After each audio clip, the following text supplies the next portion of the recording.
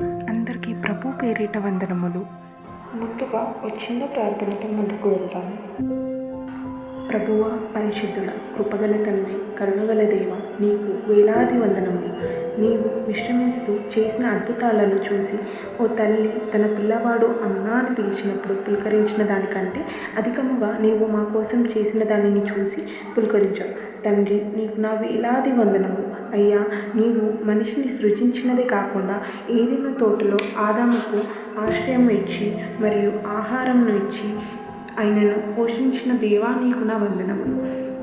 తమ అవసరమునకు ఆదాం నుండి ఓ ఎముకతో స్త్రీని చేసి ఈ భూమిలో ఏదైనా తోటలో హవ్వకు ఆశ్రయం ఇచ్చిన దేవా, నీకు నా వందనములు. ఆదాము హవ్వను చూసి నా ఎముకలో ఎముక, నా మాంసంలో మాంసం, ఇది నరుడి నుండి తీయబడను కనుక నారి అనెను. కాబట్టి పురుషుడు తన తల్లిని తండ్రిని విడిచి తన భార్యను హత్తుకొనును అని గొప్ప మాటను చెప్పిన అతి ప్రీతిమంతుడా, నీకు నా స్తుతులు స్తుతులు స్తుతులు. తండ్రి, ఇలానే మా అందరితో మాట్లాడి మమ్ము ఎల్లప్పుడూ నీ మార్గంలో నడిపించి దీవించో కాక. ఆమేన్. ఆమేన్. ఆదికాండము 3వ అధ్యాయము. దేవుడైన యెహోవా చేసిన సమస్త భూజంతువులలో సర్పము యుక్తిగలదై ఉండెను. అది ఆ స్త్రీతో, ఇది నిజమా?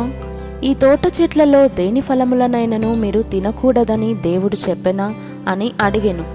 అందుకు స్త్రీ, ఈ తోట చెట్ల ఫలములను మేము తినవచ్చును. అయితే తోట మధ్యనున్న చెట్టు ఫలములను గూర్చి దేవుడు మీరు చావకుండునట్లు వాటిని తినకూడదనియు వాటిని ముట్టకూడదనియు చెప్పెనని సర్పముతో అనెను.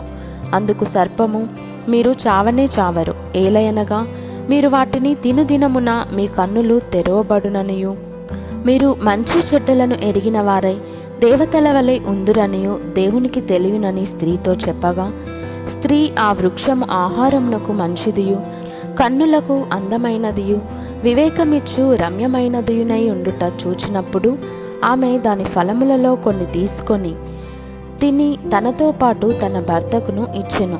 అతడు కూడా తినెను. అప్పుడు వారిద్దరి కన్నులు తెరవబడెను. వారు తాము దిగంబరులమని తెలుసుకొని అంజూరపు ఆకులు కుట్టి తమకు కచ్చడములను చేసుకొనిరి.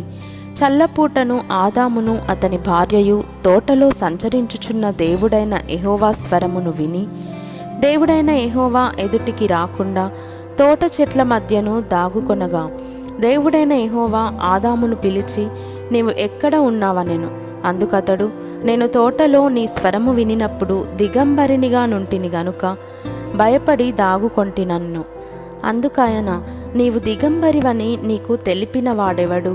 నీవు తినకూడదని నేను నీకు ఆజ్ఞాపించిన వృక్షఫలములు తింటివా అని అడిగెను.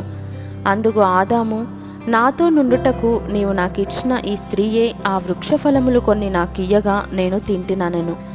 అప్పుడు దేవుడైన యెహోవా స్త్రీతో, నీవు చేసినది ఏమిటని అడుగగా, స్త్రీ, సర్పము నన్ను మోసపుచ్చినందున తింటిననెను. అందుకు దేవుడైన యెహోవా సర్పముతో, నీవు దీని చేసినందున పశువులన్నిటిలోనూ భూజంతువులన్నిటిలోనూ నీవు శపింపబడిన దానవై నీ కడుపుతో ప్రాకుచు నీవు బ్రతుకు దినములన్నీయు మన్ను తిందువు. మరియు నీకును స్త్రీకిని నీ సంతానమునకును ఆమె సంతానమునకును వైరము కలుగజేసేదను. అది నిన్ను తల మీద కొట్టును, నీవు దానిని మడిమె మీద కొట్టుదువని చెప్పెను. ఆయన స్త్రీతో, నీ ప్రయాసమును నీ గర్భవేదనను నేను మిక్కిలి హెచ్చించెదను.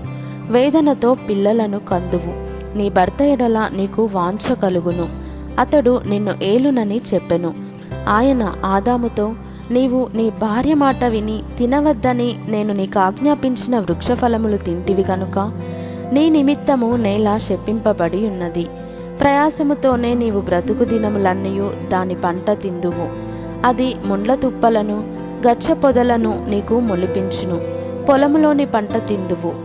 నీవు నేలకు తిరిగి చేరు వరకు నీ ముఖపు చెమట కార్చి ఆహారము తిందువు. ఏలయనగా నేల నుండి నీవు తీయబడితివి, నీవు మన్నే గనుక తిరిగి మన్నైపోదువని చెప్పెను. ఆదాము తన భార్యకు హవ్వ అని పేరు పెట్టెను. ఏలయనగా ఆమె జీవము గల ప్రతి వానికిని తల్లి. దేవుడైన యెహోవా ఆదామునకును అతని భార్యకును చర్మపు చొక్కాయిలను చేయించి వారికి తొడిగించెను. అప్పుడు దేవుడైన యెహోవా, ఇదిగో మంచి చెడ్డలను ఎరుగునట్లు ఆదాము మనలో ఒకని వంటి వాడాయను. కాబట్టి అతడు ఒకవేళ తన చెయ్యి చాచి జీవవృక్ష ఫలమును కూడా తీసుకొని తిని నిరంతరము జీవించునేమో అని దేవుడైన యెహోవా అతడు ఏ నేల నుండి తీయబడెనో దాన్ని సేద్యపరచుటకు ఏదెను తోటలో నుండి అతని పంపివేసెను.